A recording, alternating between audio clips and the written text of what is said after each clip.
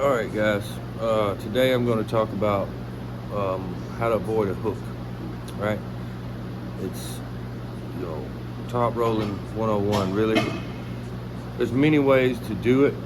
Um, one of my main things when I step to the table is I want to know what my opponent's goal is, other than winning, obviously. How does he want to win? And my goal then is to make him feel uncomfortable, right? Because if he's uncomfortable, he can't execute at the highest level he can. So keep that in mind. It's not always about how you feel, you know. Um, Secondly, if I have identified that he's a top roller, or I already knew, whatever, there's a handful of ways to attack this person. Um, for example, when I was coming up, um, posting top roll, nothing but posting top roll. Was killing guys that top roll. Didn't matter what kind of top roll, but the guys that would beat me were pretty good hookers, right? And I'll tell you why. Because when you sit at the front of the pad, arms straight up and down, and I apologize, I don't have somebody here. This is one reason I don't put out these videos. It's just uh, hard to get 3 guys in here or 2 guys in here with time to work out and shoot a video. So working out's more important, so we do that. But I'll try my best. So, like I said, used to it was just strictly posting top row. We're at the front of the pad, we're straight up and down, we're high, right? Well, with a hooker, oftentimes he's the same way. So when you get 2 guys straight up and down, their wrists are almost touching already. So it's real easy for him to cup you in. He can actually take a lower grip and protect his hand more. He can give up a little bit of height to go lower, get a better wrap, and he's already connected to your wrists. So, boom, it's real easy to get hooked. And even if your hook's decent, if you're going to post, you're going to post out, and you go to post out and it ends up here, you're not in a position to hook now. So for me, that's not the best way to approach a hooker. So you can beat a lot of hookers like that. It's because they don't have real good containment. They don't have real strong fingers. When you get to a certain level, there's a reason this guy's beating everybody in the hook. It's because he puts them there, right? So usually a hooker has stronger fingers than a top roller. So it's real easy for them to knife in just a little, and bang, and you're there. So one of the things I try to avoid is a lot of wrist contact. How do we do that? You can slide back, changes the angle of your arm, right? A lot of guys aren't comfortable top rolling from the back because they're used to being right here. Get comfortable doing that. If that guy's beating you at the front, you're probably not going to beat him at the front. That's why you keep winding up in a hook. You got to avoid this wrist contact, right? Make him use that hand. Make him cup you all the way in. And another thing is you don't have to cup when you pull a hooker. You don't have to cup. He's doing all the cupping, right? If I cup and he cups, I'm just helping him get there faster. So don't do this. Straight back, right? Straight back, or straight to the right corner. I also think that's helping him knife in a little bit too. That's why I like to go straight back. So again, you can start at the back, create that space in between your wrists. So it's just basically palm to palm. So he has to full on cup you now. See, if I'm wrist to wrist, I can knife in and get that. I don't have to cup all the way. I can knife in and get that arm to arm contact that I was looking for.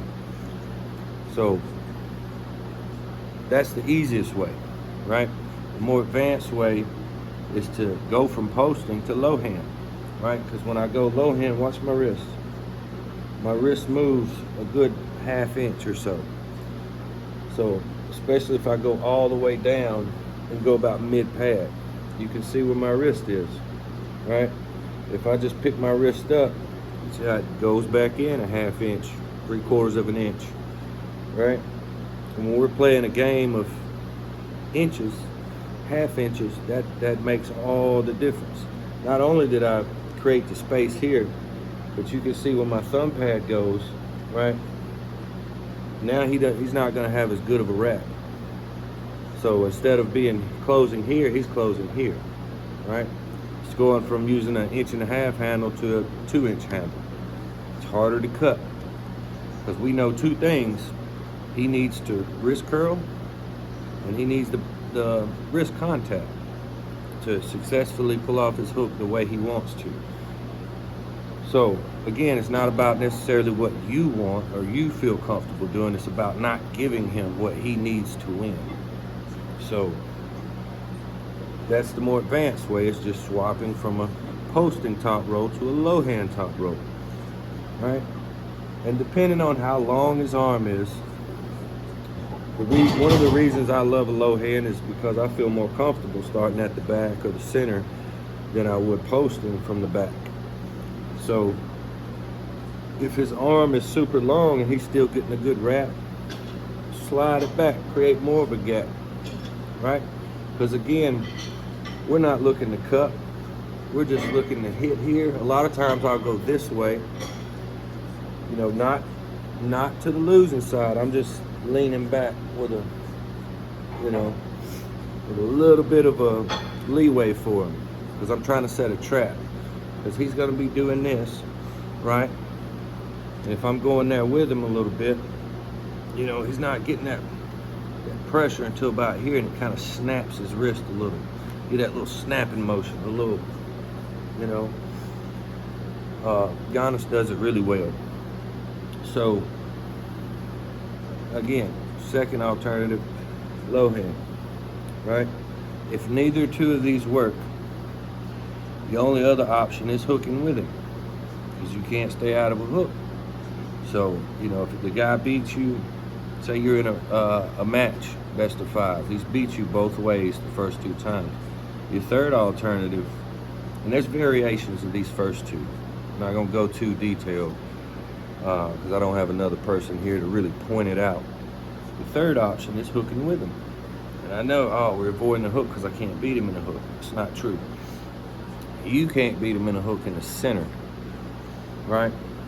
Again, we're gonna make him uncomfortable. And we already have the advantage of him thinking we're top rolling. So he's hooking a certain way.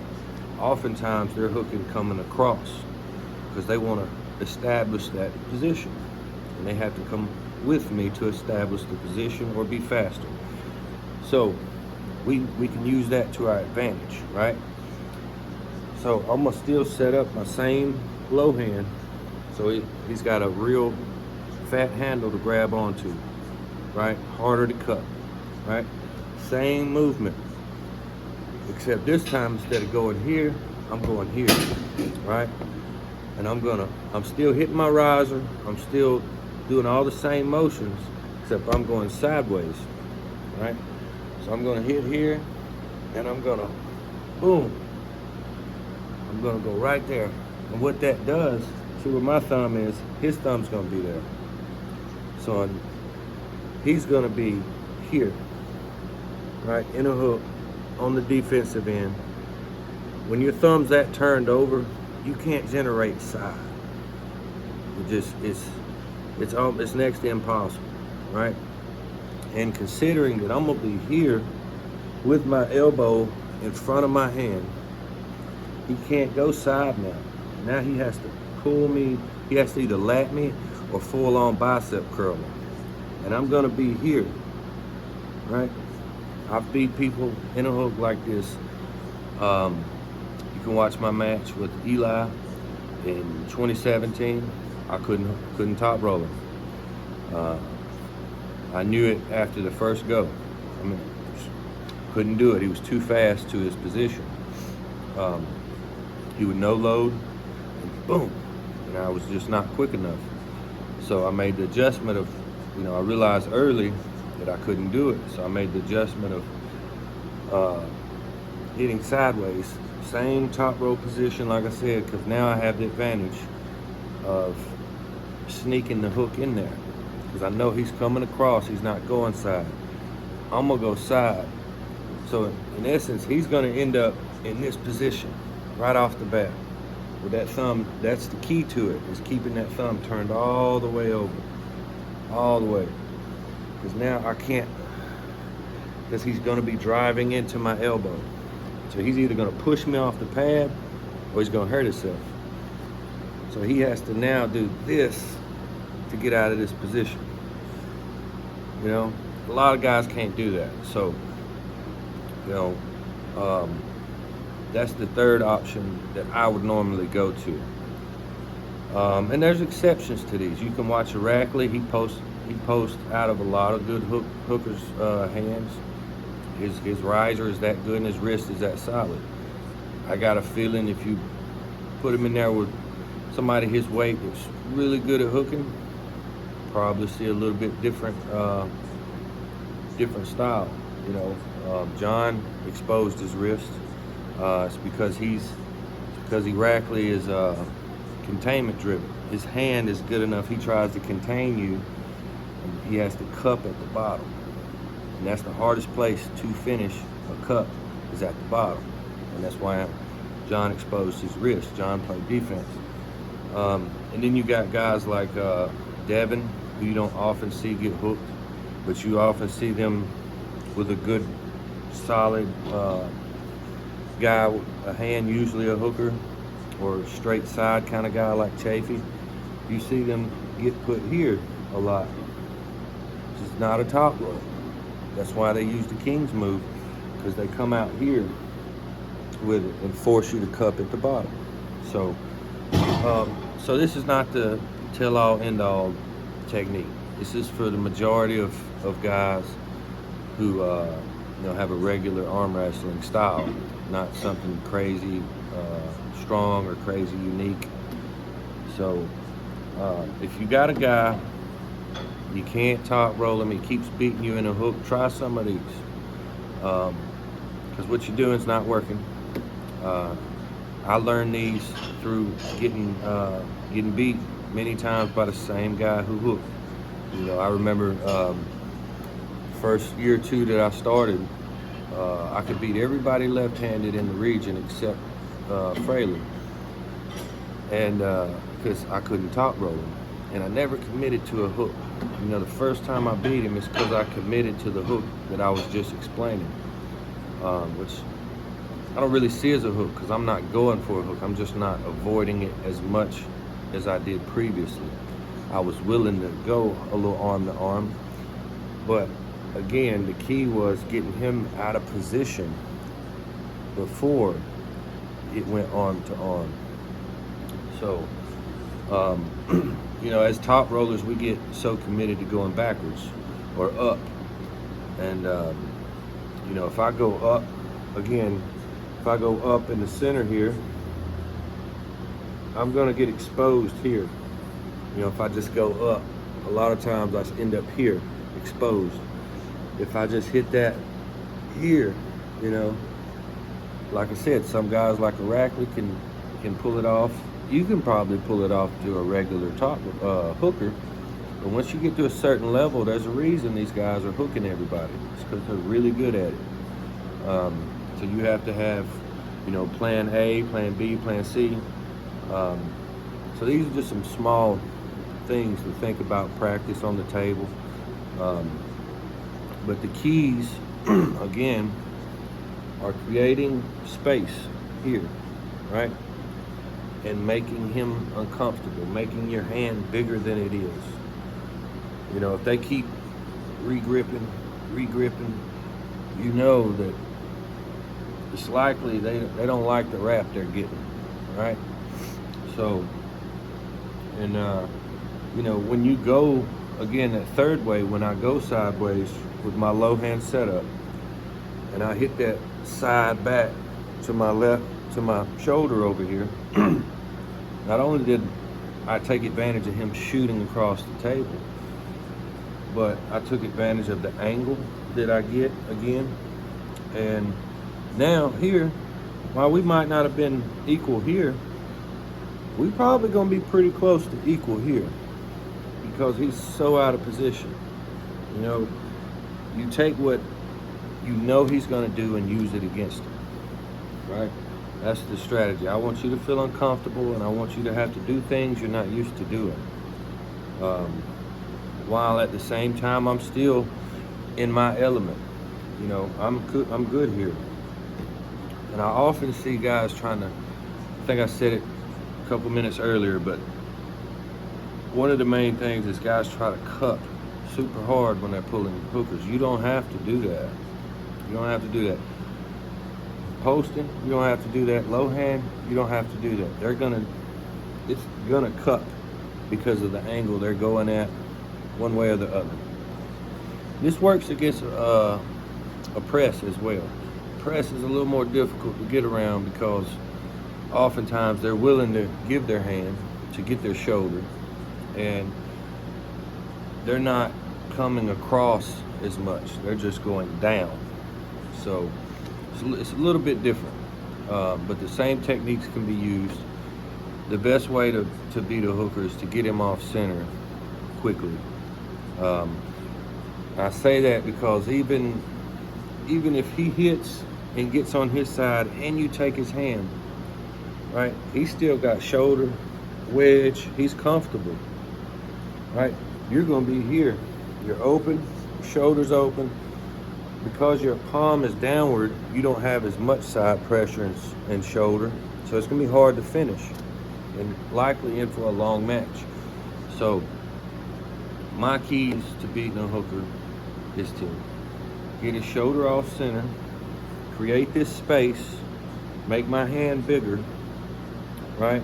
And depending on how good his hook is whether I'm gonna go a lot aside or just enough to knock him off center and maintain my post and my flat hand. If I could have it my way, I wouldn't crack the wrist all the way ever. I would just keep it flat. Because, like I said, when you crack the wrist all the way, you're taking away a lot of your side pressure, and they still have all theirs. So it makes it difficult to finish. And if you're on the losing side and that happens, it's even more difficult because oftentimes you're open.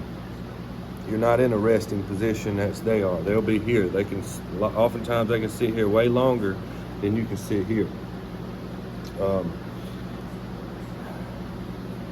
Wish I had another guy to show you some stuff in the strap, but that's for another day. But if you hang on to those 3 keys, right? Hang on to those. Making your hand bigger, whether it's coming back or dipping down, or dipping down and coming back. Either way, making sure that you get him off center on the go is key. And you know, the wrist contact. Avoid the wrist contact. So I think when you consider those 3, when you're practicing these things, I think you'll start to notice, you know, the small things I'm talking about, and it'll level you up, man. You know, it'll change the way you arm wrestle, and that's what we want, because the way you arm wrestle now hasn't really got you to where you want to be. So we're always changing and making adjustments and evolving. So anyway, drop comments, man. Let me know what y'all want to see, what you want to talk about. The next video will probably be about top rolling or top rolling. You know, what's more important in the setup. And these things vary on the opponent, but we generalize it. But yeah, drop comments, let me know. Like and subscribe and all that other stuff. And you know what time it is, baby. Roll Tide.